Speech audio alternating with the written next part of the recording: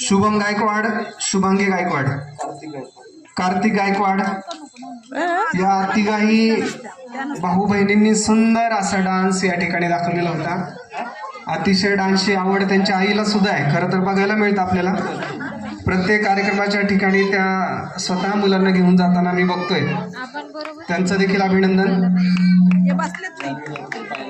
यानंतर जान्हवी गदादे, पायल गदादे, कृपया आपण मंचावरती यायचंय. आपला सन्मान या ठिकाणी